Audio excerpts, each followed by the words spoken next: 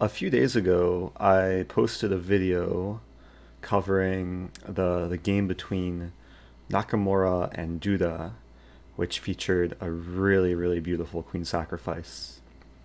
And today I want to show another really beautiful queen sacrifice. This time, the white player is Timur Gareyev. Now, one thing about this game was Gareyev was blindfolded, and he was playing 16 games at once, all keeping them in his mind. It's a very impressive feat. He's a world record holder for the most number of games played at once blindfolded. I think the number is like some absurd, like 48, maybe close to 50. Anyway, this game deserves some kind of brilliancy prize just because it's so beautiful. The finish is really nice. So hopefully you guys will enjoy it. And without further ado, let's get into the game. Gareyev started with a ready opening, knight to f3. Opponent played pawn to d6. And I will say that the opponent, I couldn't find much information on. Based on the style of play, it's clear that black was an amateur, but definitely played reasonable enough to have the game turn out to be a masterpiece. So going forward, Gareyev played e4, transposing back into basically what's a Pierce. And after pawn to e5, we have a Philidor defense. And Philidor has kind of a passive reputation. It's not so common among higher level play, simply because this pawn on d6 blocks a bishop from developing. And in more mainstream king's pawn openings, the bishop usually likes to come to c5 before black commits to d6. But play continued, pawn d4, knight c6, and bishop to b5. So white already having ideas of potentially winning the pawn, potentially playing d5. Black responds naturally with bishop to d7. White continues development, knight c3, bishop e7. And already white has kind of a nice space advantage, nice central control.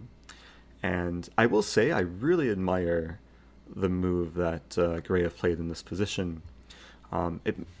It's probably normal to play something like castling or bishop to e3, but he wasted no time in going for aggressive play, and he played g4 here, which in some respect is maybe a pawn sacrifice. The first move to analyze, of course, is bishop takes g4, but then white has perhaps a few different options. Of course, pawn d5 is the most attractive. And after pawn a6, bishop a4, pawn b5, white can take. And it seems like white's coming out on top in this line. So going back after pawn g4, it is risky for black to take the pawn. And pawn g4 also tries to discourage knight f6 because that would walk into pawn g5. So play continued. Black actually did play knight f6. And Gareyev went ahead and plays pawn g5, chasing the knight away from the most central square. Knight h5 played, and now rook g1, just adding more support to the pawn. Black plays a6, and white plays bishop to c4, which I do like this move. The bishop kind of accomplished its goal on b5, and now it's much happier targeting the f7 pawn. Now, black in this position played maybe a questionable move, knight to f4, allowing white to simply take and then go after the pawn on f4, which is quite weak. Perhaps black should have played something else. Castling here looks pretty standard, even something like g6. But, okay, after what was played in the game, knight f4, bishop takes f4, and pawn takes f4, queen d2, and black has no way of successfully defending the pawn. So black went ahead here, went for some counterattack, pawn b5. White plays bishop to d5, and now black castles. Now I will say it's really risky to castle in this position with the bishop already nicely placed, the pawn on g5, and after queen takes f4, white has a lot of pieces with potential to to organize some attack. And we're going to see very soon how white completely breaks through black's defenses. Now the move played here is rook to b8, which is kind of a slow move. I mean, it's already a difficult position for black. And it's really hard to find a move here because white's controlling so much center, so much space. So hard to blame black for playing rook b8. But now in this position, I think there's a very instructive moment where, okay, white has a nice kind of setup with the pieces, but it is a question how to actually break through. And I would actually encourage viewers to pause the video and try and find the strongest continuation for white. How can white make progress? What would be a nice plan or some way of generating a threat? Feel free to pause and think on your own.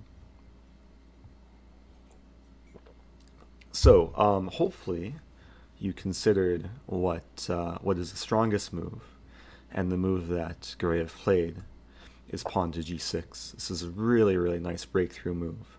Normally when you're attacking, you just want to create more open lines for your pieces, and with this move, this tries to open the g file, it pressures f pawn, which is pinned, and of course takes advantage of the fact that if the pawn were to take back on g6, then the rook can come into g6, and again, f pawn's pinned to the king. Queen h6 is a threat, and this is very, very dangerous for black to deal with.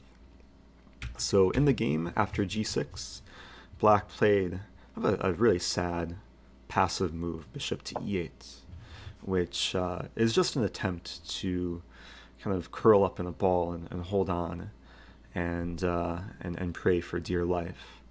But after bishop e8, this allowed white to play a really sensational move. And I was actually scrolling through Instagram the other day, and I came across the position after white's next move. It was under Timur Gareyev's Instagram feed, and I'll link it in the description along with a link to the rest of the games from this event. But anyway, white to move. Again, feel free to pause the video and find the really, really nice move for white. And I'm just realizing that the following position is probably going to be the thumbnail. So congratulations if you remember the thumbnail and can identify the next move. Anyway, white played just the brilliant, the reminiscent. This is very reminiscent of the Duda game, where you just put your queen on a square or an opponent pawn can take it. And I think this is one of the most beautiful types of moves in chess, where like one of the weakest chessmen can take the strongest piece. But as we'll see, it does not work out for black. And to show what happened in the game, black did take the queen. White went ahead, takes on f7 with double check. The king has to move to h8. And after rook g8, rook takes g8, the queen basically comes back to life in the form of the promoted pawn. And the game ends with a very nice checkmate. So anyway, this is a really, really nice finish. Just to show one more line, if the queen is not taken, let's say the pawn is taken, then white's not going to move the queen. White just comes in with the rook, and both of these pawns are pinned to the king. F pawn pinned by the bishop, G pawn pinned by the rook, and white's threatening mate. And I'm getting a phone call. Oh no, it's ringing everywhere. Okay, sorry about that. Where was I? Yeah, the attack is in full swing. White's threatening mate in 1. The only defense for black is bishop f6, and then white has a really nice move here, knight g5. Just threatening mate on h7. The bishop is tied down to g7. This is just mate next move. If bishop takes g5, then mate. If anything else, then queen h7 mate. So really nice game by Gareyev, and just this is a type of move, queen h6, It's a move that you don't get to play too many times in a lifetime.